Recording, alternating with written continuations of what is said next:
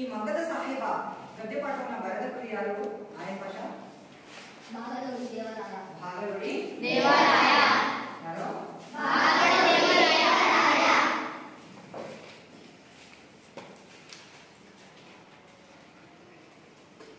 ನಾವು ಕಳೆದ ಅವಧಿಯಲ್ಲಿ ದೇವರಾಯರ ಪರಿಚಯ ಮಾಡ್ಕೋತಾ ರಹೀಮನಿಗೆ ಅವರ ವ್ಯಕ್ತಿತ್ವ ಹೇಗಿದ್ದು, ರಹೀಮ್ ಸಾಹೇಬರ ವ್ಯಕ್ತಿತ್ವ ಹೇಗಿತ್ತು, ಮಗ್ಗದ ಬಗ್ಗೆ ಆತನಿಗೆ ತಿರಸ್ಕಾರ ಭಾವ ಉಂಟಾಗಲಿಕ್ಕೆ ಕಾರಣಗಳೇನು, ಅದರ ಜೊತೆಗೆ ಮಗ್ಗದವರು ಧಿಕಾರಿಗಳಾಗಲಿಕ್ಕೆ ಕಾರಣ ಏನು, ಅನಂತರ ಇನ್ನೇನು ಕೇಳಿದ್ವಿ, ವೈಶಿಷ್ಟ್ಯತೆಗಳನ್ನ ಕಲಿದ್ವಿ. ಆಮೇಲೆ ಶಾಲಾ ವಾರ್ಷಿಕೋತ್ಸವದಲ್ಲಿ ರಹೀಮನು ಚಿನ್ನದ ಸರವನ್ನು ಹಿಡ್ಕೊಂಡ. ಜೊತೆಗೆ ಈಗ ನಿನ್ನೆ ಅವಧಿಯಲ್ಲಿ ಏನ್ ಮಾಡಿದ್ವಿ ನಾವು, ಕರೀಮೊಬ್ಬ ಯಶಸ್ವಿ ಧನವಂತನಾಗಿ ಬಂದಿದ್ದಾನೆ, ತಾಯಿಯ ಚಿನ್ನದ ಸರವನ್ನ ತಂದಿದ್ದಾನೆ, ಅದನ್ನ ಕಾಲು ಮೇಲೆ ಹಾಕ್ಬಿಡ್ತೀನಿ ಅಂತ ಹೇಳ್ತಾ ಇದ್ದಾರಲ್ವಾ. ಈಗ ನಾವು ಕಳೆದ ಅವಧಿಗೆ ಸಂಬಂಧಪಟ್ಟಂತೆ ಪುಸ್ತಕ ತೆಗಿಬೇಡಿ.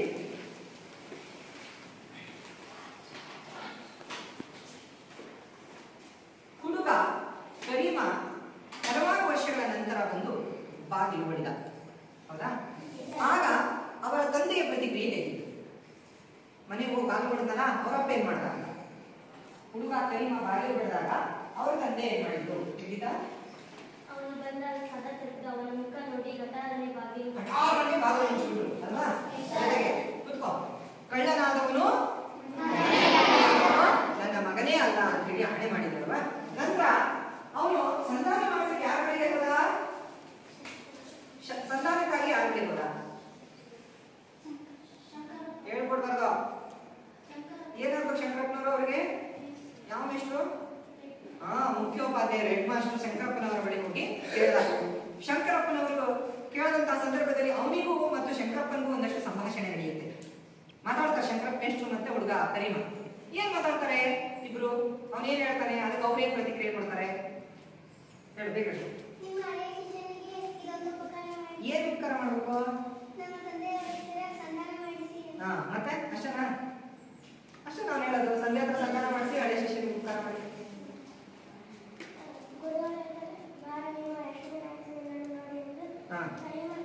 ಕರೀಮ ಉಪಕಾರ ಆಗ್ಬೇಕು.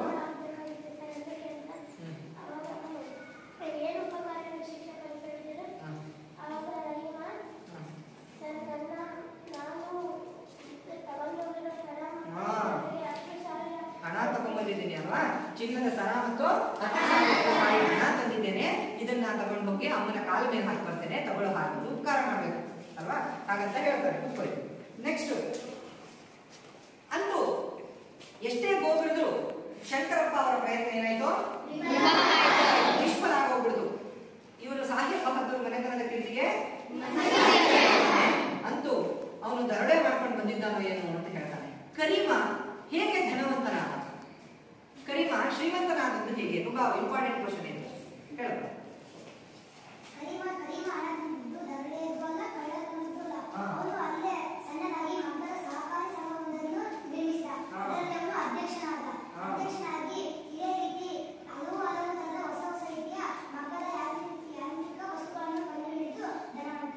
ವೆರಿ ಗುಡ್ ಅಲ್ವಾ? ಇದು ತುಂಬಾ ಇಂಪಾರ್ಟೆಂಟ್. ಕರೀಂ ಧನವಂತನಾದದ್ದೇ ಈ ಪಾಠದಲ್ಲಿ ಬಹಳ ಮುಖ್ಯವಾದ ಅಂಶ. ಹಾಗಾದ್ರೆ ನಾವು ಇವತ್ತಿನ ಅವಧಿಯಲ್ಲಿ ಧನವಂತನಾದ ಕರೀಮನಿಗೆ ದೊರೆತ ಬಹುಮಾನಗಳೇನು ಹಾಗೂ ಕರೀಮನ ತಂದೆ ಭಾವುಕರಾಗಿ ತನ್ನ ಮಗನಿಗೆ ಹೇಳಿದ ಮಾತುಗಳಾವುವು ಅನ್ನೋ ಕೊನೆಯ ಅಂಶವನ್ನು ನಾವು ತಿಳ್ಕೊಳ್ಬೇಕಾಗಿದೆ. ಮಕ್ಕಳೇ, ಇವಾಗ ನಿಮ್ಗೊಂದು ಕಥೆ ಹೇಳ್ತೇನೆ, ಕೇಳಿಸ್ಕೊಳ್ಳಿ ಸರಿಯಾಗಿ, ಆಮೇಲೆ ನಾನು ಪ್ರಶ್ನೆ ಹೇಳ್ತೇನೆ. ಕರ್ನಾಟಕದ ದಕ್ಷಿಣ ಭಾಗದಲ್ಲಿ ಹಾಸನ ಅಂತ ಒಂದು ಜಿಲ್ಲೆ ಇದೆ. ಹಾಸನ ಜಿಲ್ಲೆಯಲ್ಲಿ ಒಬ್ಬ ಅಂಗವಿಕಲ ಇದ್ದಾರೆ, ಗಿರೀಶ್ ಅಂತ ಅವರ ಹೆಸರು. ಗಿರೀಶ್ ಅಂತ ಹೇಳಿ ಇವರು ಒಮ್ಮೆ ಅವ್ರಿಗೆ ಆ ಜೀವನದಲ್ಲಿ ನನ್ನ ಕಾಲಿಲ್ಲ ಅಂತ ಅವ್ರು ಯಾವತ್ತೂ ಬೇಜಾರು ಮಾಡ್ಕೊಂಡವರಲ್ಲ, ಆದ್ರೆ ಅವ್ರಿಗೆ ನಾನು ಆಟ ಆಡಬೇಕು ಅನ್ನೋ ಆಸೆ, ನಾನು ಒಬ್ಬ ಆಟಗಾರನಾಗಬೇಕು ಅನ್ನೋ ಆಸೆ. ಇದುವರೆಗೂ ಯಾವ ಆಟನೂ ಆಡಿಲ್ಲ, ಆದ್ರೂ ಆಸೆ. ಎಷ್ಟು ವರ್ಷ ಅವರಿಗೆ? 29 ವರ್ಷ. ಆಡಕ್ಕಾಗುತ್ತೆ 29 ವರ್ಷಕ್ಕೆ? ಆಗಲ್ಲ. ಮನೆಯಲ್ಲೆಲ್ಲ ಕಾಲು ಕಡಿರೋನು, ಅಸಹಾಯಕ, ಯಾವ್ದಾದ್ರು ಅಂಗಡಿಯಿಂದ ಇಟ್ಕೊಂಡು ಜೀವನ ಮಾಡು ಅಂತ ಹೇಳ್ತಿದ್ರು. ಆದ್ರೆ ಆ ಗಿರೀಶ್ ಅವರು ಕ್ರೀಡಾ ಇಲಾಖೆಯವರು ನಡೆಸುವಂತಹ ಒಂದು ಪರೀಕ್ಷೆಯನ್ನು ತಗೊಳ್ತಾರೆ. ಒಂದೇ ವರ್ಷದಲ್ಲಿ ಉತ್ತಮ ಶ್ರೇಣಿಯಲ್ಲಿ ಆ ಪರೀಕ್ಷೆಯನ್ನು ಪಾಸ್ ಆಗಿ ನ್ಯಾಷನಲ್ ಲೆವೆಲ್ ಸ್ಪೋರ್ಟ್ಸ್ ಅಲ್ಲಿ ಆಟ ಆಡಿ ಭಾರತದ ಪ್ರತಿನಿಧಿಯಾಗಿ ಕೇವಲ 30 ವರ್ಷಕ್ಕೆ ವಿಶ್ವ ಚಾಂಪಿಯನ್ ಪಟ್ಟವನ್ನ ಅಲಂಕರಿಸ್ತಾರೆ. ನೋಡಿ ಎಂಥ ಒಂದು ಸಂತಸದ ಸುದ್ದಿ ಅಲ್ವಾ. ಅಂತಹ ಸಾಧಕರು ಈ ನಮ್ಮ ನಾಡಿನಲ್ಲಿ ಬಹಳ ಜನ ಇದ್ದಾರೆ. ತಮ್ಮ ಪೇರೆಂಟ್ಸ್ ಬೇಡ ಅಂದ್ರೂ ಕೂಡ ನಾನು ಸಾಧನೆ ಮಾಡ್ತೀನಿ ಅಂತ ಹೇಳಿ ಸಾಧನೆ ಮಾಡಿರುವ ಅನೇಕ ಸಾಧಕರಿದ್ದಾರೆ. ಯಾರಾದ್ರೂ ನಿಮಗೆ ಗೊತ್ತಿದ್ದಾರೆ ಅಂತವ್ರು? ನಿಮ್ ಟೀಚರ್ಸ್ ಯಾರಾದ್ರೂ ಅಂತ ಕಥೆ ಹೇಳಿದಾರ? ಇರ್ತಾವೆ, ಒಂಚೂರು ನೆನಪಿಸ್ಕೊಳ್ಳಿ ನೋಡೋಣ ಬರ್ಬೋದು. ಸುಮ್ಮನೆ ಬೇಗ ಕುತ್ಕೊಬಿಟ್ಟು 4ನೇ ಕ್ಲಾಸ್ ಕುತ್ಕೊಳ್ಳಿ. ಯಾರಾದ್ರೂ ಸಾಧಕರು ಸಾಧನೆ ಮಾಡಿರೋದು ಗೊತ್ತಿದೆಯಾ? ಯಾರು ಗೊತ್ತಿಲ್ಲ? ಯಾರು ಕೇಳಿಲ್ಲ? ಸಣ್ಣ ಸಣ್ಣ ಪುಸ್ತಕಗಳನ್ನ ಓದಬೇಕು. ಮಹಾನ್ ಸಾಧಕರ ಕಥೆ ಗೊತ್ತಿದೆಯಾ ಯಾವ್ದಾದ್ರು? ಇಲ್ಲ. ಇರ್ಲಿ. ರಾಬರ್ಟ್ ಹಾರ್ಟ್ಮ್ಯಾನ್ ಅಂತ ಒಬ್ಬಿದ್ದ. ಇನ್ನೊಂದು ಕಥೆ ಹೇಳ್ತಾ ಇದ್ದೀನಿ. ರಾಬರ್ಟ್ ಹಾರ್ಟ್ಮ್ಯಾನ್. ಈ ಹಾರ್ಟ್ಮ್ಯಾನ್ ಅನ್ನೋನು ಪುಟ್ಟ ಕೂಡ ಕಣ್ಣು ಕಾಣಿಸಲ್ಲ. ರಾಬರ್ಟ್ ಹಾರ್ಟ್ಮ್ಯಾನ್ ಕಣ್ಣು ಕಾಣಿಸಲ್ಲ, ಪುಟ್ಟ ಕೂಡ, ಹುಡುಗಾಗಿಂದ ಕೂಡ. ಆದ್ರೆ ಅವನಿಗೊಂದು ಆಸೆ. ಏನಾಗ್ಬೇಕು ಅಂತ ಆಸೆ? ನಾನೊಬ್ಬ ಒಳ್ಳೆ ಡಾಕ್ಟರ್ ಆಗ್ಬೇಕು ಅನ್ನೋ ಆಸೆ. ಕುರುಡುವೆ ಡಾಕ್ಟರ್ ನೋಡಿದೀರಾ ಎಲ್ಲರೂ? ಕುರುಡು ಮೇಷ್ಟ್ರನ್ನ ನೋಡಿದೀವಿ, ಸಂಗೀತಗಾರರನ್ನ ನೋಡಿದೀವಿ, ಅವರ ಇಂಜಿನಿಯರ್ಸ್ ಗಳನ್ನ ನೋಡಿದ್ದೇವೆ, ಬೇರೆ ಬೇರೆ ಕ್ಷೇತ್ರದಲ್ಲಿ ಕುರುಡರನ್ನ ನೋಡಿದ್ದೇವೆ. ಮತ್ತೆ ಯಾವ ಕ್ಷೇತ್ರದಲ್ಲಿ ನೋಡಿದ್ವಿ ಕುರುಡರನ್ನ? ಸ್ವಾಮಿಗಳು ಇರ್ತಾರೆ ಸಾಮಾನ್ಯ. ಮತ್ತೆ ಅದೇ ಹಾಡುಗಾರ ಇರ್ತಾರೆ. ಮತ್ತೆ ಇನ್ಯಾರು ಇರ್ತಾರೆ? ಚಿತ್ರಕಲಾಕಾರರು ಡ್ರಾಯಿಂಗ್ ಮಾಡ್ತಾರೆ. ವೆರಿ ಗುಡ್ ಅಲ್ವಾ? ಕಣ್ಣಿಲ್ಲ ಅಂದ್ರೂ ಡ್ರಾಯಿಂಗ್ ಮಾಡೋರಿದ್ದಾರೆ. ಮತ್ತೆ ಡ್ಯಾನ್ಸ್ ಮಾಡೋರಿದ್ದಾರೆ, ಹೊಲಿಗೆ ಮಾಡೋರಿದ್ದಾರೆ, ಬಟ್ಟೆ ಹೊಲಿತಾರೆ ಕಣ್ಣಿಲ್ಲ ಅಂದ್ರೂ ಕೂಡ. ಅಂತಹ ವರ್ಣಿಕರು ಇವತ್ತು ನಮ್ಮ ನಾಡಿನಲ್ಲಿದ್ದಾರೆ. ಆದ್ರೆ ಕಣ್ಣಿಲ್ಲದೆ ಡಾಕ್ಟರ್ ಕೂಡ ಆಗಬಹುದು ಅಂತ ಪ್ರೂವ್ ಮಾಡಿದಂಥವ್ರು ರಾಬರ್ಟ್ ಹಾರ್ಟ್ಮ್ಯಾನ್. ಇವರ ತಂದೆ, ಅಯ್ಯೋ ಮಗನೇ ನಿನಗೆ ಕಣ್ಣಿಲ್ಲ, ಬೇರೆ ಬೇರೆ ಯಾವುದೋ ಕೋರ್ಸ್ ತಗೊಂಡು ಓದು, ಅಚೀವ್ಮೆಂಟ್ ಮಾಡು ಅಂತ ಅವ್ರ ತಂದೆ ಸಪೋರ್ಟ್ ಮಾಡ್ತಿದ್ರು. ಆದ್ರೆ ರಾಬರ್ಟ್ ಹಾರ್ಟ್ಮ್ಯಾನ್ಗೆ ತಾನು ವೈದ್ಯನೇ ಆಗಬೇಕೆನ್ನೋ ಮಠ. ಯಾವ ಯಾವ ಯೂನಿವರ್ಸಿಟಿ ಹೋದ್ರು, ಎಲ್ಲೆಲ್ಲ ಹೋದ್ರು ಇವರನ್ನ ಜ್ಞಾನ ಇದೆ, ಅಡ್ಮಿಷನ್ ಮಾಡ್ಕೋತಿಲ್ಲ. ಒಬ್ಬ ಕುರುಡನಿಗೆ ನಾವು ಡಾಕ್ಟರೇಟ್ ಪದವಿಯನ್ನ ಕೊಟ್ರೆ ನಮ್ಮ ಯೂನಿವರ್ಸಿಟಿಗೆ ಏನಾಗುತ್ತೆ? ಕೆಟ್ಟ ಹೆಸರು ಬರುತ್ತೆ. ಆದ್ರೆ ಒಬ್ಬ ವ್ಯಕ್ತಿ ಒಳ್ಳೆಯವರಾಗಿ ಒಳ್ಳೆ ಡಾಕ್ಟರ್ ಆಗಬೇಕು ಅನ್ನೋ ಒಂದು ಬಯಕೆ ಇವನದ್ದು, ಕುರುಡನಾದ್ರು ಕೂಡ. ಅದಕ್ಕೆ ಇವನು ಏನ್ ಮಾಡ್ತಾನೆ? ವಿಶ್ವದ ಎಲ್ಲಾ ಯೂನಿವರ್ಸಿಟಿಗಳಿಗೆ ಓಡಾಡ್ತಾನೆ. ಕೊನೆಗೆ ಇವನಿಗೆ ಫಿಲಾಡೆಲ್ಫಿಯಾ ಅಂತ ಒಂದು ಯೂನಿವರ್ಸಿಟಿ, ಯಾವುದು ಯೂನಿವರ್ಸಿಟಿಯವರು ಈ ರಾಬರ್ಟ್ ಹಾರ್ಟ್ಮ್ಯಾನ್ಗೆ ಸೀಟ್ ಕೊಡ್ತಾರೆ. ಎಂತ ವಿಶೇಷ ನೋಡಿ. ಅವನು ತಾನು ಏನಾದ್ರೂ ಮಾಡಿ ಕಲಿಬೇಕು ಅಂತ ಹೇಳಿ ಆ ವೈದ್ಯಕೀಯ ಕ್ಷೇತ್ರದಲ್ಲಿ ಅಚೀವ್ಮೆಂಟ್ ಮಾಡ್ತಾನೆ. ಸ್ಟೆಥೋಸ್ಕೋಪೇ ಹಾಕಿದ ಹಾಗೆ ಜಸ್ಟ್ ಕಿವಿಗೊಟ್ಟು ಹಾರ್ಟ್ ನ ಬೀಟ್ಸ್ ನ ಕೌಂಟ್ ಮಾಡುವಂತಹ ಸಾಮರ್ಥ್ಯ ರಾಬರ್ಟ್ ಹಾರ್ಟ್ಮ್ಯಾನ್ ಇರುತ್ತೆ. ಅಂತಹ ದೊಡ್ಡ ವಿಶ್ವದ ಮೊಟ್ಟ ಮೊದಲ ಅಂಧ ಡಾಕ್ಟರ್ ಆಗಿ ರಾಬರ್ಟ್ ಹಾರ್ಟ್ಮ್ಯಾನ್ ಬರ್ತಾರೆ. ಅದನ್ನ ಬಿಟ್ರೆ ಎರಡನೇವರು ನಮ್ಮ ಕರ್ನಾಟಕದವರು. ಅದು ನಮ್ಮ ಚಿಕ್ಕಮಗಳೂರು ಜಿಲ್ಲೆಯವರು. ಎಳ್ಳಂಬಳಸೆ ಅಂತ ಊರಿದೆ, ಅಲ್ಲಿ ಪರಮೇಶ್ವರಪ್ಪ ಅಂತ ಇದ್ದಾರೆ. ಅವರು ಮೊದಲ ಎರಡನೆಯ ವಿಶ್ವದ ಅಂಧ ಡಾಕ್ಟರ್ ಆಗಿ ನೇಮಕ ಆಗ್ತಾರೆ. ಚೆನ್ನಾಗಿದೆ ಅಲ್ವಾ? ಹಾಗಾದ್ರೆ ಈ ಕಥೆಯಿಂದ ಏನಾದ್ರು ನೀತಿ ತಿಳಿಬೋದ ಮಕ್ಕಳೇ? ಮಾತಾಡ್ಬೇಕು ನನ್ನ ಜೊತೆಗೆ.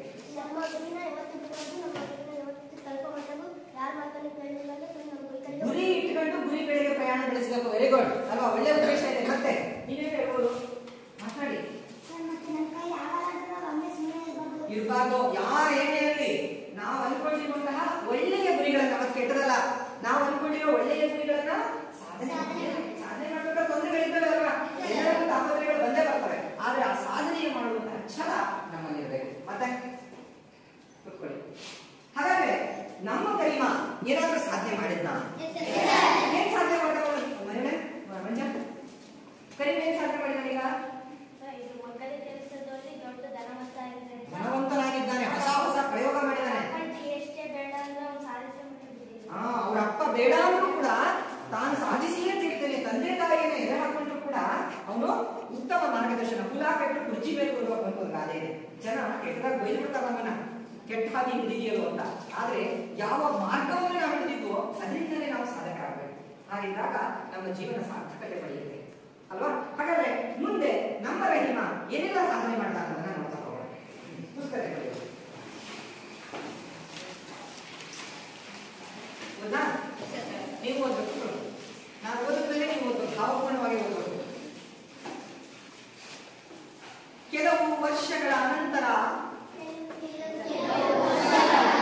ನಾನು ಓದ್ಬಿಡ್ತೀನಿ, ನಾನು ಹೇಳೋದು ನೀವು ಕೇಳಿಸ್ಕೊಡಿ. ಕೆಲವು ವರ್ಷಗಳ ಅನಂತರ ಅಬ್ದುಲ್ ರಹೀಂ ಹಾಸಿಗೆ ಹೊರಗಿದ್ದಾನೆ. ಆರಾಮ ಎಲುಬಿನ ಹಂತರವಾಗಿದ್ದಾನೆ. ಕಣ್ಣು ಸರಿಯಾಗಿ ಕಾಣುತ್ತಿಲ್ಲ, ಕಿವಿ ಸರಿಯಾಗಿ ಕೇಳುತ್ತಿಲ್ಲ. ಶಂಕರಪ್ಪ ಅವರು ಬಾಗಿಲು ತಟ್ಟಿದರು. ಒಳಗೆ ಬಂದರು. ಕೈಯಲ್ಲೊಂದು ವಾರ್ತಾಪತ್ರಿಕೆ. ರಹೀಂ ಸಾಹೇಬ್ರೆ, ಈ ಪತ್ರಿಕೆ ನೋಡಿದಿರಾ? ಈ ಭಾವಚಿತ್ರ ನೋಡಿ. ಮುದುಕ ಕಣ್ಣಿನ ಹತ್ತಿರ ತಂದ. ಆದರೆ ಪಾಪ ಪುಸ್ತಕ ನೋಡ್ಬೇಕು, ಕಣ್ಣು ಮಂಜಾಗಿವೆ, ಏನೂ ತೋರದು. ಅವನ ಹೆಂಡತಿ ಬಂದು ವಾರ್ತಾಪತ್ರಿಕೆಯನ್ನು ತೆಗೆದುಕೊಂಡು ಹೋದಳು. ಲೈಟ್ ಆನ್ ಮಾಡು. ವಾರ್ತಾಪತ್ರಿಕೆಯನ್ನು ತೆಗೆದುಕೊಂಡು ಹೋದಳು. ರಹೀಂ ಸಾಹೇಬ್ರೆ, ಈ ಪತ್ರಿಕೆ ನೋಡಿದಿರಾ? ಈ ಭಾವಚಿತ್ರ ನೋಡಿ. ಮುದುಕ ಕಣ್ಣಿನ ಹತ್ತಿರಕ್ಕೆ ತಂದ. ಆದರೆ ಪಾಪ ಕಣ್ಣು ಮಂಜಾಗಿದೆ, ಏನೂ ತೋರದು. ಅವನ ಹೆಂಡತಿ ಬಂದು ವಾರ್ತಾಪತ್ರಿಕೆ ತೆಗೆದುಕೊಂಡಳು. ಅಯ್ಯೋ ಕರೀಂ, ಕರೀಂ, ನನ್ನ ಕರೀಂ ಎಂದು ಗಟ್ಟಿಯಾಗಿ ಉದ್ಘರಿಸಿದಳು. ಏನೋ ಜೈಲಿಗೆ ಹೋದೆ, ಫಾಸಿ ಆಯ್ತೆ, ಇನ್ನು ಮನೆತನದ ಮೇಲೆ ಏನು ಅಪಕೀರ್ತಿ ಹೇರಿದ್ದಾನೆ ಎಂದು ಮುದುಕ ಕೆಮ್ಮುತ್ತಾ ಕೆಮ್ಮುತ್ತಾ ಗರ್ಜಿಸಿದ. ನೋಡಿ ಹೇಗಿದೆ ಅಲ್ಲಿ ವಾಕ್ಯ.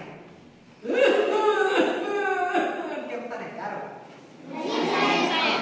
ಏನು ಜೈಲಿಗೆ ಹೋದೆ, ಫಾಸಿ ಆಯ್ತೆ, ಇನ್ನು ಮನೆತನದ ಕೀರ್ತಿಗೆ ಏನು ಅಪಕೀರ್ತಿ ಹೇರಿದ್ದಾನೋ? ರಹೀಂ ಸಾಹೇಬ್ರೆ, ನಿಮ್ಮ ಮಗ ಕರೀಮನಿಗೆ ರಾಷ್ಟ್ರಪತಿಯವರು ಪದ್ಮಭೂಷಣ ಬಿರುದನ್ನು ಕೊಟ್ಟಿದ್ದಾರೆ. ಅದರ ಭಾವಚಿತ್ರ ಈ ವಾರ್ತಾಪತ್ರಿಕೆಯಲ್ಲಿದೆ. ಪದ್ಮಭೂಷಣ ಅಂದ್ರೇನು? ಯಾರು ಹೇಳಿದ್ರಿ ಮಗನ? ಪದ್ಮಭೂಷಣ ಅಂದ್ರೆ ಸಾಹೇಬ್ ಬಹದ್ದೂರ್ಗಿಂತಲೂ ಮೇಲಿನ ಬಿರುದು. ಖಾನ್ ಸಾಹೇಬ್, ಖಾನ್ ಬಹದ್ದೂರ್, ದಿವಾನ್ ಬಹದ್ದೂರ್ ಇವೆಲ್ಲದಕ್ಕಿಂತಲೂ ಮೇಲೆ ದೊಡ್ಡ ಬಿರುದು. ಕರೀಂ, ನನ್ನ ಕರೀಂ ಸಾಹೇಬ್ ಬಹದ್ದೂರ್ಗಿಂತ ಮೇಲಾದರೆ ದೇವರು ದೊಡ್ಡವನು, ದೇವರು ದಯಾಳು. ನನ್ನ ಬಾಯಿಂದ ಬಿದ್ದ ಕೆಟ್ಟ ಮಾತನ್ನು ಆ ದೇವರು ಕಿವಿಗೆ ಹಾಕಿಕೊಳ್ಳಲಿಲ್ಲ. ನನ್ನ ಕರೀಂ, ನನ್ನ ಕರೀಂ ಮಗ್ಗದ ಸಾಹೇಬರ ಹೆಸರಿಗೆ ಕೀರ್ತಿ ತಂದ, ಕೀರ್ತಿ ತಂದ. ಕೆಮ್ಮುತ್ತಾ ಕೆಮ್ಮುತ್ತಾ ತಿಕ್ಕಿ ತಿಕ್ಕಿ ಹೊರತೊಡಗಿದ ಭಾವುಕನ. ಗೊತ್ತಿಲ್ಲ ಯಾರು ಭಾವಗಳು? ಯಾರು ಯಾರು ಕೊಡುತ್ತಾರಲ್ಲ ವಿಡಿಯೋ ನೋಡೋರು ಕನ್ನಡ ಹೋದ್ರಿ ಪ್ರಯತ್ನ ಮಾಡೋದು. ಕೆಲವು ವರ್ಷಗಳ ನಂತರ ಅಬ್ದುಲ್ ರಹೀಂ ಖಾಸಗಿಯಲ್ಲಿ ತೊಡಗಿದ್ದಾನೆ. ಅನಾರೋಗ್ಯದಿಂದ ನರಳುತ್ತಾ ಇದ್ದಾನೆ. ಎಲುಬಿನ ಹದರವಾಗಿದ್ದಾನೆ. ಕಣ್ಣು ಸರಿಯಾಗಿ ಕಾಣಿಸುತ್ತಿಲ್ಲ, ಕಿವಿಯು ಸರಿಯಾಗಿ ಕೇಳುತ್ತಿಲ್ಲ. ಶಂಕರಪ್ಪ ಅವರು ಬಾಗಿಲು ತಟ್ಟಿದರು. ಒಳಗೆ ಬಂದರು. ಕೈಯಲ್ಲಿ ಒಂದು ವಾರ್ತಾಪತ್ರಿಕೆ. ರಹೀಂ ಸಾಹೇಬರೇ, ಈ ಪತ್ರಿಕೆ ನೋಡಿದ್ದೀರಾ? ಈ ಭಾವಚಿತ್ರ ನೋಡಿ. ಮುದುಕ ಕಣ್ಣಿನ ಹತ್ತಿರ ತಂದ. ಆದರೆ ಪಾಪ ಕಣ್ಣು ಮಂಜಾಗಿವೆ, ಏನೋ ತೋರದು. ಅವನ ಹೆಂಡತಿ ಬಂದು ವಾರ್ತಾಪತ್ರಿಕೆ ತೆಗೆದುಕೊಂಡು ಹೋದಳು. ಕರೀಂ, ಕರೀಂ, ನಮ್ಮ ಕರೀಂ, ಕರೀಂ, ನಮ್ಮ ಕರೀಂ, ನಮ್ಮ ಕರೀಂ ಎಂದು ಗಟ್ಟಿಯಾಗಿ ಉದ್ಘಾಟಿಸಿದರು. ಏನು? ಜೈಲಿಗೆ ಹೋದಾನೆ, ಫಾಸಿ ಆಯಿತೆ, ಇನ್ನು ಮನೆತನದ ಮೇಲೆ ಏನು ಅಪಕೀರ್ತಿ ಹೇಳಿದ್ದಾನೆ ಎಂದು ಮುದುಕ ಕೆಮ್ಮುತ್ತಾ ಗರ್ಜಿಸಿದನು.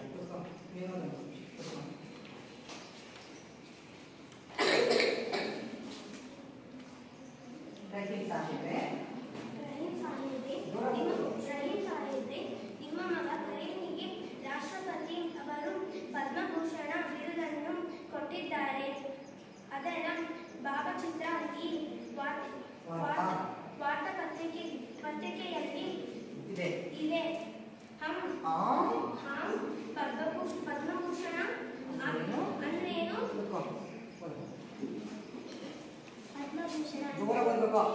ಪದ್ಮಭೂಷಣ ಅಂದರೆ ಸಾಹೇಬ್ ಬಹದ್ದೂರ್ಗಿಂತಲೂ ಮೇಲಿನ ಬಿರುದು. ಖಾನ್ ಸಾಹೇಬ್, ಖಾನ್ ಬಹದ್ದೂರ್, ದಿವಾನ್ ಬಹದ್ದೂರ್ ಇವೆಲ್ಲದರಿಂದಲೂ ಮೇಲೆ ದೊಡ್ಡ ಬಿರುದು. ಕರೀಂ, ನನ್ನ ಕರೀಂ ಸಾಹೇಬ್ ಮಹತ್ತೂರ್ಗಿಂತಲೂ ಮೇಲಾದಾನೆ. ದೇವರು ದೊಡ್ಡವನು, ದೇವರು ದಯಾಳು. ನನ್ನ ಬಾಯಿಯಿಂದ ಬಿದ್ದ ಕೆಟ್ಟ ಮಾತನ್ನು ದೇವರು ಕಿವಿಗೆ ಹಾಕಿಕೊಳ್ಳಲಿಲ್ಲ. ನನ್ನ ಕರಿ ಮಗ್ಗದ ಹುಸೆ ಸಾಹೇಬರ ಹೆಸರಿಗೆ ಕೀರ್ತಿ ತಂದ ಎಂದು ಕೆಮ್ಮುತ್ತ ಬಿಕ್ಕಿ ಅಳತೊಡಗಿದ ಭಾವುಕನಾಗಿ. ಈಗ ಈ ಪ್ಯಾರ ಓದಿದ್ವಲ್ಲ, ಇದ್ರೊಳಗಡೆ ನಿಮಗೆ ಸ್ವಲ್ಪ ಅರ್ಥ ಆಗಲಿಲ್ಲ ಅನ್ನೋ ಪದಗಳನ್ನು ಹುಡುಕಿ ನನಗೆ ಹೇಳ್ತಾವೆ ಸರ್. ಬೇಗ. Very good. ಪಾಸಿ ಒಂದ್ ಕಡೆಯಿಂದ ಹೇಳ್ತಾ ನೋಡಿ, ಪಾಸಿ ಅನ್ನೋ ಪದ. ಮತ್ತೆ ಬೇಗ ಹೇಳ್ಬೇಕು. ವಾರ್ತಾ ಪತ್ರಿಕೆ. ಮತ್ತೆ ವೆರಿ ಗುಡ್. ಪತ್ರಿಕೆ. ಎಲುಬಿನ ಹಂದರ, ಎಲುಬು ಹಂದರ. ಮತ್ತೆ ಭಾವುಕ, ದಯಾಳು. ಮತ್ತೆ ಪದ್ಮಭೂಷಣ ಪ್ರಶಸ್ತಿ ಕೇಳ್ತೀನಿ. ಮತ್ತೆ ಇಷ್ಟನಾ? ಅಪಕೀರ್ತಿಯಲ್ಲಿ ಪಾಠ ಮಾಡ್ತಾರೆ. ಈ ಕಡೆ ಗಮನಿಸಿ, ಇಲ್ಲಿ ಪಾಸಿ ಅನ್ನೋ ಪದ ಇದೆ. ಇದಕ್ಕೆ ನಮ್ಮಲ್ಲೇ ರಹೀಂ ಸಾಹೇಬರ ಉಳಿಸ್ತಿದ್ದೀರಿ. ಹೇಳ್ತೀರಾ ಪಾಸಿ ಅಂದ್ರೆ? ಇವಳು ಬಂದಿಲ್ಲ, ಸಮಯ ಬಂದಿಲ್ಲ. ಪಾಸಿ ಅಂದ್ರೆ ವೆರಿ ಗುಡ್. ನೇಣಾಗೋದು ಅಲ್ವಾ? ಗಲ್ಲಿಗೇರಿಸೋದಕ್ಕೆ ನಾವು ಪಾಸಿ ಅಂತ ಹೇಳಿ ಪರವಾಗಿಲ್ಲ, ಚೆನ್ನಾಗಿ ತಿಳ್ಕೊಂಡಿದ್ಯಾ? ನೇಣಿಗೇರಿಸೋದು. ಪಾಸಿ ಅಂದ್ರೇನು? ವಾರ್ತಾ ಪತ್ರಿಕೆ ಹೆಸರು ಗೊತ್ತು. ವಾರ್ತಾ ಪತ್ರಿಕೆ ಗೊತ್ತಿಲ್ಲ ಅಂದ್ರೆ ಏನೋ ವರ್ಷ ವಾರ್ತಾ ಪತ್ರಿಕೆ ಅಂದ್ರೆ ನ್ಯೂಸ್ ಪೇಪರ್. ವಾರ್ತೆ ಅಂದ್ರೆ ನ್ಯೂಸ್, ಪತ್ರಿಕೆ ಅಂದ್ರೆ ಪೇಪರ್ ಅಲ್ವಾ? ಅದಕ್ಕೆ ಅಂತ ಹೇಳ್ತೀವಿ ವೃತ್ತಪತ್ರಿಕೆಗಳು ಅಥವಾ ನ್ಯೂಸ್ ಪೇಪರ್ ಅಂತ ಕರಿತೀವಿ.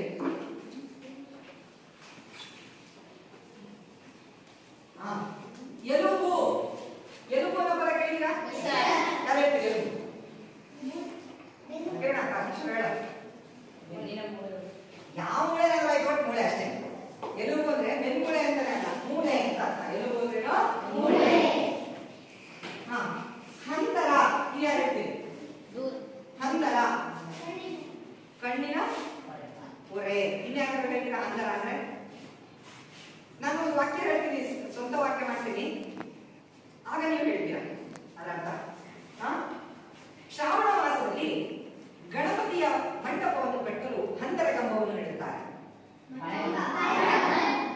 ಹಂತರ ಕಂಬವನ್ನು ನೆಡುತ್ತಾರೆ. ಅದೇ ಯಾವಾಗ ಹಂತರನ ಏನಂತ ಹಂತರಕ್ಕೆ ಸಮಾನಾದ ಪದ ಏನು? ಹಂತರ ಹಾಕೋದು ಮದುವೆ ಆಗ್ತಾರಲ್ವಾ?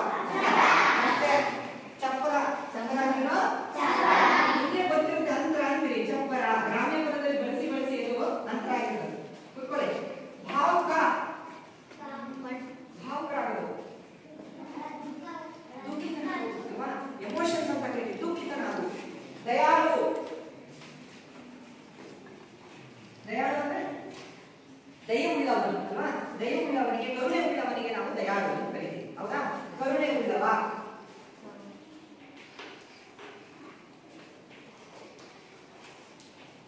ಇವುಗಳಂತೆ ಬೇರೆ ಬೇರೆ ಪದಗಳು ಪಾಠದಲ್ಲಿ ಬರ್ತಾ ಹೋಗುತ್ತೆ. ನಾವು ಈಗ ನೋಡ್ತಾ ಹೋಗೋಣ.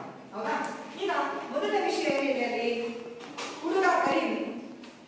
ಈಗ ಅವ್ರ ಅಪ್ಪ ಸೇರಿಸ್ಕೊಳ್ಳಿಲ್ಲ, ವಾಪಸ್ ಹೋದ ಅವನು. ಸಂಕ್ರಮಣಕ್ಕೆ ಹೋಗೋದು ಏನು ಉಪಯೋಗ ಆಗಲಿಲ್ಲ, ಹುಡುಗ ಹೋಗ್ಬಿಡ. ಮುಂದೆ ಏನಾಗ್ತಾ ಇದೆ? ಕರೀಮನ ಪರಿಸ್ಥಿತಿ, ರಹೀಮನ ಪರಿಸ್ಥಿತಿ ಹೇಗಿದೆ ಈಗ? ಹೌದಾ? ಯಾರು ರಹೀಮ? ರಹೀಮನ ಪರಿಸ್ಥಿತಿ ಹೇಗಿದೆ ನೋಡಿ. ಕೆಲವು ವರ್ಷಗಳ ನಂತರ ಅಬ್ದುಲ್ ರಹೀಂ ಹಾಸಿಗೆಯಲ್ಲಿ ಹೊರಗಿದ್ದಾನೆ. ಉದ್ದ ಕಾಲು ಚಾಚ್ಕೊಂಡು ನಿಮ್ಮ ಮಕ್ಕಳಿದ್ದಾನೆ, ತಲೆ ಮೇಲೆ ಒಂದು ಟೋಪಿ, ಬಿಳಿ ಗಡ್ಡ. ಅಷ್ಟೇ ಅಲ್ಲ, ಅನಾರೋಗ್ಯದಿಂದ ನರಳುತ್ತಿದ್ದಾನೆ. ಅನಾರೋಗ್ಯ. ಅನಾರೋಗ್ಯ ಅಂದ್ರೇನು? ಅನಾರೋಗ್ಯಕ್ಕೆ ಅನಾರೋಗ್ಯದಿಂದ ಬಳಲುತ್ತಿದ್ದಾನೆ. ಆರೋಗ್ಯ ಅಂದ್ರೆ ಆರೋಗ್ಯ ಸರಿ ಇಲ್ಲ. ಅವನಿಗೆ ಕಫ ಜಾಸ್ತಿ ಆಗ್ಬಿಟ್ಟಿದೆ, ದಮ್ಮು ಜಾಸ್ತಿ ಆಗಿದೆ, ಕೆಮ್ತಾ ಇದ್ದಾನೆ. ಈಗ ಹಾಸಿಗೆ ಮೇಲೆ ಕುತ್ಕೊಂಡು ನಿಮಗೆ ಬೆಸ್ಟ್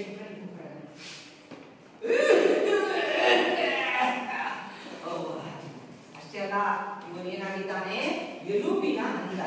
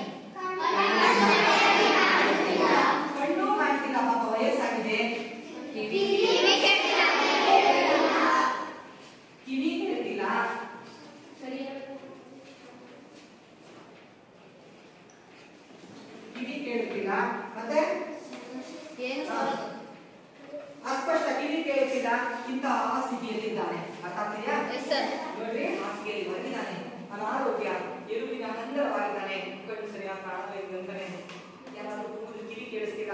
ಅದೇ ಟೈಮಿಗೆ ರಿಟೈರ್ ಆಗಿರೋ ಶಂಕರ್ ಫ್ರೆಂಡ್ ಬಾಗಿಲು ಬಡಿತಾರೆ. ಶಂಕರ್ ಫ್ರೆಂಡ್ ಬರುವಾಗ ನೋಡಿ, ಬಾಗಿಲನ್ನು ಬಡಿದರು. ಕೈಯಲ್ಲಿ ಒಂದು ವಾರ್ತಾ ಪತ್ರಿಕೆ ಇತ್ತು, ನ್ಯೂಸ್ ಪೇಪರ್. ಹಿಂಗ್ ಮಡ್ಸ್ಕೊಂಡು ಬಂದಿದ್ರು. ಕರೀಂ ಸಾಹೇಬರ ಬಗ್ಗೆ ಒಂದು ನ್ಯೂಸ್ ಪೇಪರ್ ತಗೊಂಡು ಹಿಂಗ್ ಬಂದಿದ್ರು. ಯಾರೋ ನೋಡ್ಕೊಂಡಿದ್ದಾರೆ. ಬಂದ್ಬಿಟ್ಟು ಹಿಂಗ್ ನೋಡಿದ್ರು. ಏನಾಯ್ತು ಮುಂದೆ? ಬಾಗಿಲು ತೆಗಿಲಿಲ್ಲ ಅವನು.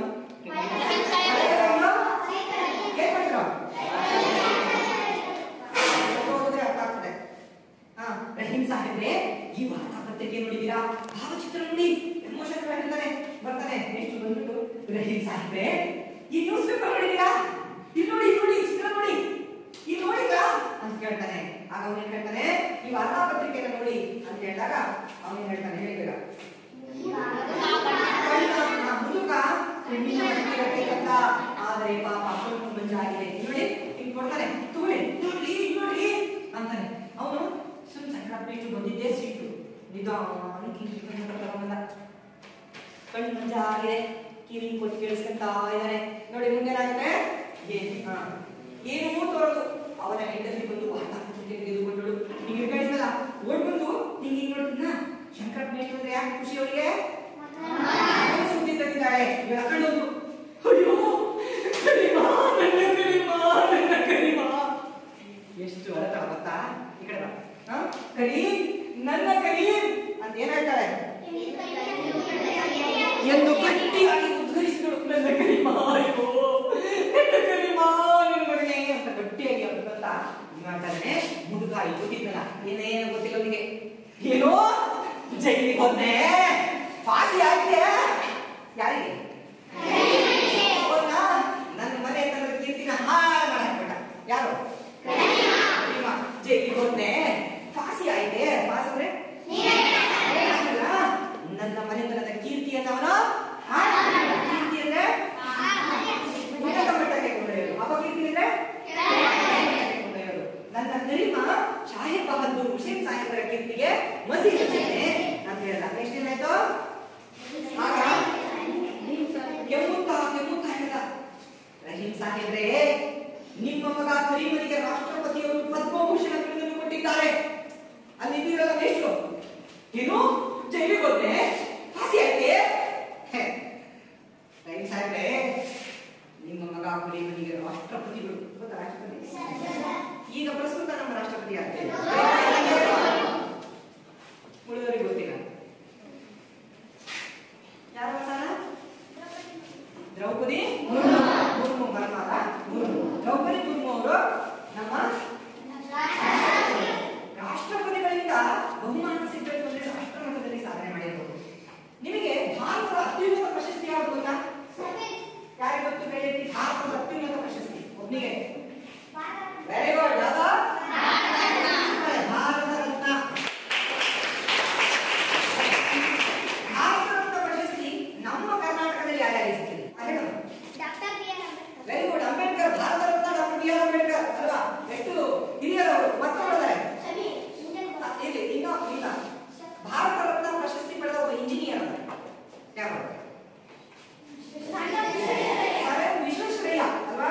ಸರ್ ವಿಶ್ವೇಶ್ವರಯ್ಯ ಅವರು ಭಾರತ ರತ್ನ ಪಡೆದರು. ಇದು ಆದ್ಮೇಲೆ ಕೂತ್ಕೊಳ್ಳಿ, ಭಾರತದ ಅತ್ಯುನ್ನತ ಪ್ರಶಸ್ತಿ ಭಾರತ ರತ್ನ ಆದ್ಮೇಲೆ ಇನ್ನುಳಿದ ಕೆಲವು ಪ್ರಶಸ್ತಿಗಳಿದೆ. 2-3 ಸ್ಥಾನದಲ್ಲಿ ಯಾವ್ದು ಹೇಳ್ತೀರಾ? ಪದ್ಮಭೂಷಣ, ಪದ್ಮವಿಭೂಷಣ, ಪದ್ಮಶ್ರೀ ಅಂತ 3 ಪ್ರಶಸ್ತಿಗಳು ಕ್ರಮಾನುಗತವಾಗಿ ಬರ್ತವೆ. ಈ ಕಡೆ ಗಮನಿಸಿ, ಇದೆ ಆ ಪ್ರಶಸ್ತಿಗಳ ಚಿತ್ರ ನೋಡಿ. ಪದ್ಮ ಅವಾರ್ಡ್ ಅಂತ ಕರೀತಾರೆ. ಏನಂತ ಕರೀತಾರೆ? ಇದರಲ್ಲಿ ಪದ್ಮವಿಭೂಷಣ, ಪದ್ಮಭೂಷಣ, ಪದ್ಮಶ್ರೀ ಅಂತ ಇದೆ. ಇದರಲ್ಲಿ ಅತ್ಯಂತ ಶ್ರೇಷ್ಠ ಪ್ರಶಸ್ತಿ ಇದು ವಿಭೂಷಣ, ನಂತರ ಪದ್ಮಭೂಷಣ, ನಂತರ ಪದ್ಮಶ್ರೀ. ರಹೀಮನಿಗೆ ಯಾವ್ದು ಸಿಕ್ಕಿದೆ? ಕರೀಮನಿಗೆ ಯಾವ ಪ್ರಶಸ್ತಿ ಸಿಕ್ಕಿದೆ? ಪದ್ಮಭೂಷಣ ಪ್ರಶಸ್ತಿ. ಇದನ್ನ ಯಾರು ಕೊಡ್ತಾರೆ? ಈಗ ಕಳೆದ ವರ್ಷ 2 ವರ್ಷದ ಹಿಂದೆ ನಮ್ಮಲ್ಲಿ ಬಹಳಷ್ಟು ಜನಕ್ಕೆ ಪದ್ಮಶ್ರೀ, ಪದ್ಮಭೂಷಣ ಇಂಥ ಪ್ರಶಸ್ತಿಗಳು ಸಿಕ್ಕು.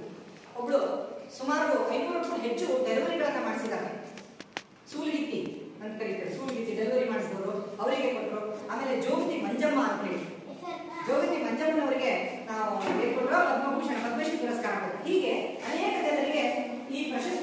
ಯಾರಿಗೂ ಸಿಕ್ಕಿದೆ. ಅಂತಹ ಶ್ರೇಷ್ಠ ಪ್ರಶಸ್ತಿಗಳಲ್ಲಿ ಈ ಪದ್ಮಭೂಷಣ ಪ್ರಶಸ್ತಿ ಅವತ್ತಿನ ಕಾಲಕ್ಕೆ ಯಾರಿಗೆ ಸಿಕ್ತೋ? ಹುಡುಗ ಕರೀಮನಿಗೆ ಸಿಕ್ತು. ಆವಾಗ ನೋಡಿ ಅವ್ನು ಹೇಳ್ತಾನೆ, ಅದರ ಚಿತ್ರ ಈ ವಾರ್ತಾ ಪತ್ರಿಕೆಯಲ್ಲಿದೆ, ಇಲ್ಲಿ ನೋಡಿ ನಿಮ್ಮ ಮಗನಿಗೆ ಕೂರಿಸ್ಕೊಂಡು ರಾಷ್ಟ್ರಪತಿಗಳು ಸನ್ಮಾನ ಮಾಡ್ತಾ ಇದ್ದಾರೆ, ಪದ್ಮಶ್ರೀ ಪುರಸ್ಕಾರ ಪದ್ಮಭೂಷಣ ಪುರಸ್ಕಾರ ಕೊಡ್ತಾ ಇದ್ದಾರೆ, ಅದರ ಚಿತ್ರ ಇದೆ ಇದರಲ್ಲಿ ಅಂದಾಗ ಅವ್ನು ನೋಡ್ತಾನೆ. ಯಾರು? ಅವನು ನೋಡಿ ಪದ್ಮಭೂಷಣ ಹಂಗಂದ್ರೇನು? ಪದ್ಮಭೂಷಣ ಏನ್ರಿ ಹಂಗಂದ್ರೆ ಅಂತ ಕೇಳಿದಾಗ ನಮ್ಮ ಸಾಹೇಬರಿಗೆ ಗೊತ್ತಿರೋದು ಸಾಹೇಬ್ ಬಹದ್ದೂರ್, ಹುಸೇನ್ ಬಹದ್ದೂರ್, ಖಾನ್ ಬಹದ್ದೂರ್ ಮಾತ್ರ. ಯಾಕೆ ಯಾವ್ಯಾವ ಪ್ರಶಸ್ತಿ ಬಂದವರಿಗೆ? ಸಾಹೇಬ್ ಬಹದ್ದೂರ್, ಸಾಹೇಬ್ ಬಹದ್ದೂರ್, ಇವೆಲ್ಲ ಇಸ್ಲಾಂ ಧರ್ಮದ ಪದವಿಗಳು. ಅಲ್ಲ ನಮ್ಮಲ್ಲಿ ಪಂಡಿತರು, ಹೌದಾ? ಆಮೇಲೆ ಇನ್ಯಾವ ತರ ಕೊಡ್ತೀವಿ ನಾವು? ಮಹಾತ್ಮ, ಮತ್ತೆ ಡಾಕ್ಟರ್, ಮತ್ತೆ ವಿದೂಷಿ, ಹೌದಾ? ಹೀಗೆ ಅನೇಕ ಪ್ರಶಸ್ತಿ ಬಿರುದುಗಳನ್ನ ಹೇಗೆ ಕೊಡ್ತೀವಿ, ಹಾಗೆ ಸಾಹೇಬ್ ಬಹದ್ದೂರ್, ಖಾನ್ ಬಹದ್ದೂರ್, ದಿವಾನ್ ಬಹದ್ದೂರ್ ಎಂಬ ಪ್ರಶಸ್ತಿಗಳನ್ನು ಅವನು ಪಡ್ಕೊಂಡಿದ್ದಾನೆ. ಇದೆಲ್ಲದಕ್ಕಿಂತ ದೊಡ್ಡ ಬಿರುದು ಯಾವ? ಎಲ್ಲದಕ್ಕಿಂತ ದೊಡ್ಡ ಬಿರುದು ಪದ್ಮಭೂಷಣ ಪ್ರಶಸ್ತಿಯನ್ನು ಅವನು ಪಡ್ಕೊಂಡಿದ್ದಾನೆ ಅಂತ ಅವನು ಹೇಳ್ತಾನೆ. ಕರೀಂ, ನನ್ನ ಕರೀಂ ಇಷ್ಟು ದಿನ ಬೈದಿದ್ದ ಕಳ್ಳ, ಮನೆ ಬಿಟ್ಟು ಹೋದ, ತಂದೆ ಮಾತನ್ನ ಬೈದಿದ್ದಲ್ಲ, ಅಯ್ಯೋ ಮಗನೇ ಕರೀಮಾ, ನನ್ನ ಕರೀಮಾ, ನಮ್ಮ ಸಾಹೇಬ್ ಬಹದ್ದೂರ್ ಹುಸೇನ್ ಸಾಹೇಬ್ ಇದ್ದಾರಲ್ಲ, ಎಂತ ವ್ಯಕ್ತಿ, ಮೇಲಾದನೆ, ದೇವರು ದೊಡ್ಡವನು. ಯಾವ ದೇವರು? ಅಲ್ಲಾಹು ದೊಡ್ಡವನು, ದೇವರು ದಯಾಳು, ನನ್ನ ಮೇಲೆ ದೇವರಿಗೆ ಕರುಣೆ ಇದೆ, ನಾನು ಮಾಡಿದ ಆ ಬೈದ ಬೈಗುಳವನ್ನ ಅವನು ನಮ್ಮ ಕರೀಮಾ ಸಾಹೇಬ್ ಬಹದ್ದೂರ್ ಮನೆತನದ ಹೆಸರಿಗೆ ಕೀರ್ತಿ ತಂದ ಎಂದು ಕೆಮ್ಮುತ್ತಾ ಕೆಮ್ಮುತ್ತಾ ಬಿಕ್ಕಿ ಬಿಕ್ಕಿ ಶುರು ಮಾಡ್ಕೊಂಡ. ಅಯ್ಯೋ ಎಂತ ಕೆಲಸ ಮಾಡಿದೆ ಮಗನ, ಬೈದ್ಬಿಟ್ನಲ್ಲ, ಇವರಿಬ್ಬರಿಗಿಂತಲೂ ಒಳ್ಳೆಯ ಪ್ರಶಸ್ತಿಯನ್ನ ತಂದ. ಯಾರಿಬ್ಬರಿಗಿಂತ? ಒಳ್ಳೆಯ ಪ್ರಶಸ್ತಿಯನ್ನ ತಂದು ಆತ ಶ್ರೇಷ್ಠ ಪದವಿಯನ್ನ ಪಡೆದ. ಈಗ ನೋಡಿ, ಇವತ್ತಿನ ಅವಧಿಯಲ್ಲಿ ನಾವು ಕಲಿತಂತಹ ಪಾಠ. ಕೆಲವು ವರ್ಷಗಳ ನಂತರ ಕರೀಂ ಏನಾಗಿದ್ದಾನೆ? ಹಾಸಿಗೆ ಹಿಡಿದಿದ್ದಾನೆ, ಎಲುಬಿನ ಹಂಜರವಾಗಿದ್ದಾನೆ, ಅನಾಥರಿಂದ ಬಳಲುತ್ತಿದ್ದಾನೆ.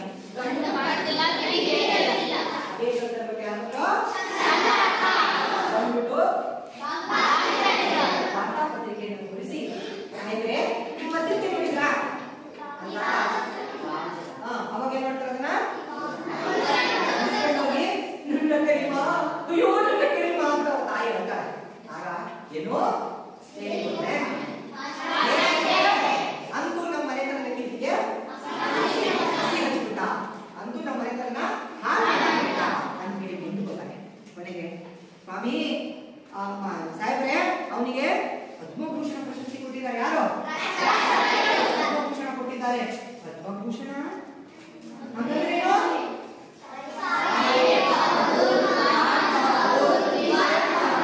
ಎಲ್ಲರಿಗಿಂತ ಮೇಲಿನ ದೊಡ್ಡ ಬಿರುದು ಅಂದಾಗ, ಅಯ್ಯೋ ನನ್ನ ಕರೀಮಾ, ನನ್ನ ಕರೀಮಾ, ನನ್ನ ಕರೀಮಾ ಸಾಹೇಬ್ ಬಹದ್ದೂರ್ ಮನೆತನದ ಕೀರ್ತಿಗೆ ಹೆಸರು ಕಸ. ದೇವರು ದೊಡ್ಡವನು, ದೇವರು ದಯಾಳು, ನಾನು ಹೇಳಿದ ಮಾತು ನಮ್ಮನ್ನು ಇದರಲ್ಲಿ ಸಂದರ್ಭ ವಾಕ್ಯಗಳು ಅಂತ ಕೇಳ್ತಾರೆ. ದೇವರು ದೊಡ್ಡವನು, ದೇವರು ದಯಾಳು ನೋಡಿ. ಏನು ನಿಮಗೆಲ್ಲ ಕೈಗಳಿಂದ ಗಮನಿಸಿ, ಸಂದರ್ಭ ವಾಕ್ಯಗಳು ಬರೀಬೇಕಾದ್ರೆ ಹೇಗೆ ಹೇಳ್ಕೊಟ್ಟಿದ್ದಾರೆ? ಈ ಮಾತನ್ನು ಹೇಳ್ತೀರಾ? ಸಂದರ್ಭ ಹೇಗೆ ಕುಳಿತಿದ್ದೀವಿ ಅಂತ ಹೇಳ್ತೀರಾ? ಹೇಳು. ಈ ವಾಕ್ಯವನ್ನು ಮಕ್ಕಳ ಸಾಹೇಬರಿಂದ ಗದ್ಯ ಭಾಗದಿಂದ ಹಾಕಿಕೊಳ್ಳಲಾಗಿದೆ. ಈ ಮಾತನ್ನು ರಹೀಮನು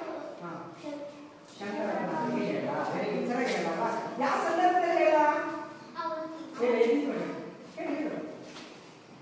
ಅವನು ವಾರ್ತಾ ಪತ್ರಿಕೆ ತಂದಾಗ ಯಾವ ವಾರ್ತಾ ಪತ್ರಿಕೆಗೆ ನೀನು ಅದು ಬಹಳ ಮುಖ್ಯ. ಭಾವಚಿತ್ರ ಅದರಲ್ಲಿತ್ತು, ಆ ಸಂದರ್ಭದಲ್ಲಿ ಹೇಳ. ಹಾಗಾದ್ರೆ ಕೂತ್ಕೊಳ್ಳಿ, ಇದರಲ್ಲಿ ಒಂದು ಸ್ವಾರಸ್ಯ ಅಡಗಿದೆ, ಸೀಕ್ರೆಟ್ ಇದೆ ಒಳಗಡೆ. ಈ ವಾಕ್ಯದಲ್ಲಿ ದೇವರು ದೊಡ್ಡವನು, ದೇವರು ದಯಾಳು, ಇದನ್ನ ನೀವು ಹೈಸ್ಕೂಲಿಗೆ ಗೊತ್ತಾಗ್ತದೆ. ಏನ್ ವಿಷಯ ಇದೆ ಒಳಗಡೆ? ಬಹಳ ಮುಖ್ಯವಾಗಿ ಪುಸ್ತಕದಿಂದ ಆಚೆಗೆ ಯಾವ ಗುಣವನ್ನು ಹಾಡಿಕೊಂಡಿದ್ದಾರೆ ಕವಿ? ದೇವರ ಬಗ್ಗೆನಾ?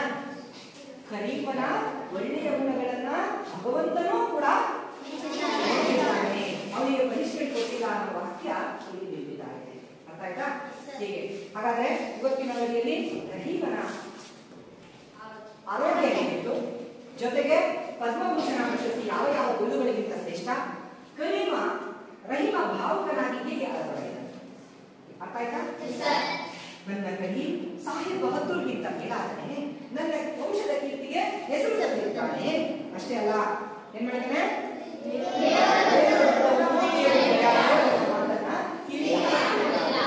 ಎನ್ನುತ್ತಾ ಭಾವುಕನಾಗಿ ಆಳಬಡಿದ.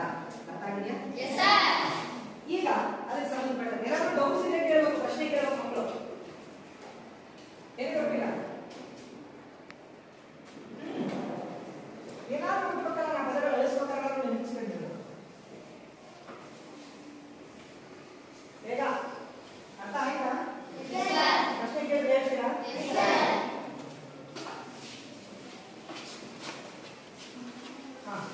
ಈಗ ಪ್ರಶ್ನೆ ಕೇಳೋಕೆ ಮುಂಚೆ ನಿಮಗೆ ನಾನು ಒಂದು ವಿಡಿಯೋ ತೋರಿಸ್ತೇನೆ.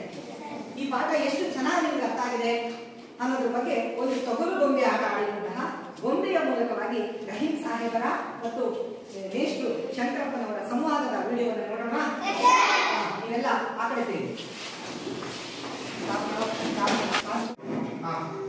ಈ ವಿಡಿಯೋ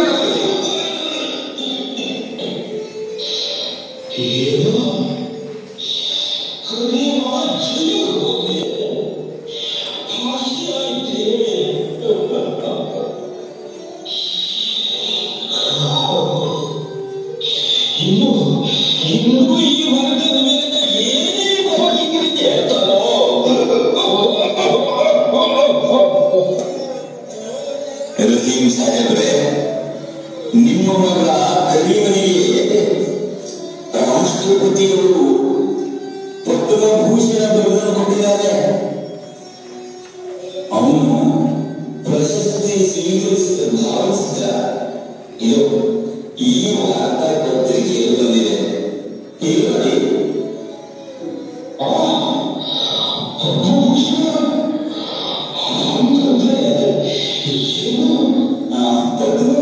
ಅಂದರೆ ಸಾಹೇಬ್ ಬಹದ್ದೂರ್ಗಿಂತಲೂ ಮೇಲಿನದು.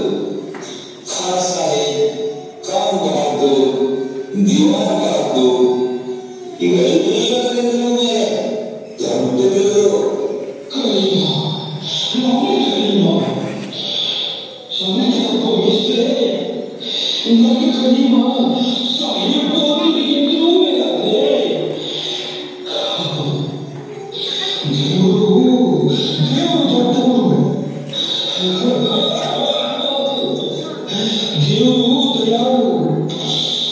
ನನ್ನ ಬಾಯಿಂದ ಬಿದ್ದು ಕೆಟ್ಟ ಮಾತನ್ನ ದೇವರು ಕಿವಿಗೆ ಹಾಕೊಳ್ಳಿಲ್ಲ. ನನ್ನ ಕರೀಮ ಮತ್ತು ಹುಸೇನ್ ಸಾಹೇಬ್ರ ಹೆಸರಿಗೆ ಕೀರ್ತಿ ತಂದ.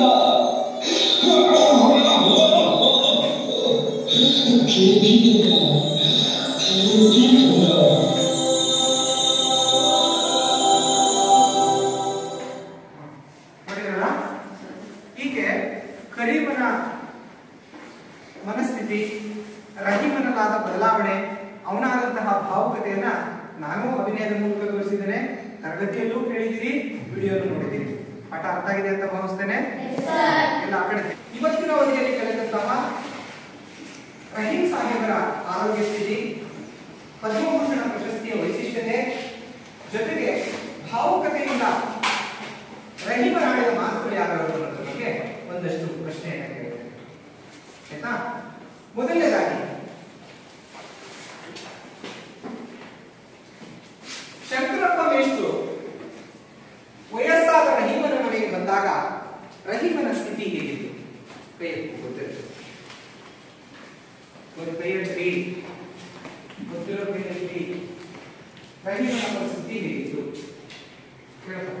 ಕಿಶೋರ್, ರಹೀಮನು ಆಸ್ಟ್ರೇಲಿಯಾದಲ್ಲಿದ್ದ. ಸೊ ಅವನಿಗೆ ಕಣ್ಣು ಕಾಣುತ್ತಿರಲಿಲ್ಲ ಮತ್ತು ಎರಡು ಮೂಳೆಗಳೆಲ್ಲ ಏನಾಗಿತ್ತು? ಚಪ್ಪರದಂತೆ, ಎಲುಬಿನ ಹಂದರವಾಗಿದ್ದಾನೆ ಅಲ್ವಾ? ಮತ್ತೆ ಯಾರು ಹೇಳ್ತೀನಿ ಹೇಳು. ಕಣ್ಣು ಸರಿಯಾಗಿ ಕಾಣುತ್ತಿಲ್ಲ, ಕಿವಿಯು ಸರಿಯಾಗಿ ಕೇಳುತ್ತಿಲ್ಲ, ಮೂಳೆಗಳೆಲ್ಲ ಚಪ್ಪರಂತ ಆಗಿದ್ದಾವೆ. ಕೆಂಪಾಕೆಂತ ಅನಾರೋಗ್ಯದಿಂದ ಬಳಲ್ತಾ ಇದೆ. ಮತ್ತೆ ಅದು ಸ್ಪಷ್ಟವಾಗಿ ಹೇಳ್ತೀರಾ ಹೇಳು. ಅಬ್ದುಲ್ ರಹೀಮನು ಶಂಕರಪ್ಪ ಅವರ ಮನೆಗೆ ಬಂದಾಗ ಹಾಸಿಗೆಯಲ್ಲಿ ಹೊರಗಿದ್ದ, ಅನಾರೋಗ್ಯದಿಂದ ಬಳಲುತ್ತಿದ್ದ, ಕಣ್ಣು ಸರಿಯಾಗಿ ಕಾಣುತ್ತಿರಲಿಲ್ಲ, ಕಿವಿಯು ಸರಿಯಾಗಿ ಕೇಳುತ್ತಿರಲಿಲ್ಲ, ಮತ್ತೆ ಎಲುಬುಗಳು ಚಪ್ಪರಂತ. ಅಲ್ವಾ? ಕೂತ್ಕೊಳ್ಳಿ. ಶಂಕರಪ್ಪ ಮೇಷ್ಟ್ರು ರಹೀಮನ ಮುಂದೆ ವಾರ್ತಾಪತ್ರಿಕೆಯಲ್ಲಿ ತಂದಿದ್ದ ಸುದ್ದಿ ಏನು? ಯಾವ ಸುದ್ದಿಯನ್ನು ವಾರ್ತಾಪತ್ರಿಕೆಯಲ್ಲಿ ತಂದಿದ್ರು? ದೀಪಕ್ ಕರೀಮನಿಗೆ ಹಾ. ರಾಷ್ಟ್ರಪತಿಯವರು ಪದ್ಮಭೂಷಣ ನೀಡಿರುವಂತಹ ಒಂದು ಭಾವಚಿತ್ರದಲ್ಲಿ ಹಾಕಿದ್ರು. ಕೂತ್ಕೊಳ್ಳಿ. ಭಾವಚಿತ್ರ ಅಂದ್ರೆ ಏನು? ಫೋಟೋವನ್ನ ಹಾಕಿಕೊಟ್ಟಿದ್ರು. ಅವರ ತಾಯಿ ಒಂದು ಪತ್ರಿಕೆಯನ್ನ ಕಿತ್ಕೊಂಡು ನನ್ನ ಕರೀಂ ಅಂತ ಉದ್ಧಾರ ಮಾಡ್ತಾರೆ. ಆಗ ಆ ಧ್ವನಿಯನ್ನ ಕೇಳಿದ ರಹೀಂ ಸಾಹೇಬರು ಏನೆಂದು ಹೇಳ್ತಾರೆ? ಏನಂತ ಹೇಳ್ತಾರೆ ರಹೀಂ ಸಾಹೇಬರು? ಪೇಪರಲ್ಲಿ ಮುಖ ಅಂತ ಹೇಳ್ತಾರಲ್ಲ, ಅವಾಗ ಏನಂತಾನೆ? ಏನು ಹೇಳ್ತಾರೆ ಹೇಳು. ಹಾ ಹೇಳು. ಹಾ ನೇಣಿಗೆ ಅವನಿಗೆ ಏರಿಸ್ಬಿಟ್ಲ, ರಾಶಿ ಆಯ್ತೆ. ಹಾ ಏನ್ ಹೇಳಿದ್ರೆ ಹೇಳು ಜೋರಾಗಿ ಎಂದು ಜೋರಾಗಿ ಅದಕ್ಕೆ ಕೆಮ್ಮಿ ಬೈಲಿಕ್ಕೆ ಶುರು ಮಾಡ ಅಲ್ವಾ? ಅವನ ಆ ಪತ್ರಿಕೆಯಲ್ಲಿ ಪದ್ಮಭೂಷಣ ಪ್ರಶಸ್ತಿ ನೀಡಿದ್ದಾರೆ ಅಂತ ಹೇಳಿ ಶಂಕರಪ್ಪ ಮೇಷ್ಟ್ರು ಹೇಳಿದ್ರು. ಆಗ ರಹೀಂ ಸಾಹೇಬರು ಭಾವುಕರಾಗಿ ಆಡಿದ ಮಾತುಗಳು ರಹೀಂ ಸಾಹೇಬರು ಭಾವುಕರಿಗೆ ಆಡಿದ ಮಾತುಗಳು ಯಾವುವು ಕೇಳಿಸಿದ್ದೀವಾ? ದೇವರು ದೊಡ್ಡವನು, ನನ್ನ ಬಾಯಲ್ಲಿ ಕೆಟ್ಟ ಮಾತುಗಳು ದೇವರು ಕಿವಿಗೆ ಕೇಳಿಸ್ಕೊಳ್ಳಿಲ್ಲ. ಕೇಳಿಸ್ಕೊಳ್ಳಿಲ್ಲ. ದೇವರು ದಯಾಳು, ನಮ್ಮ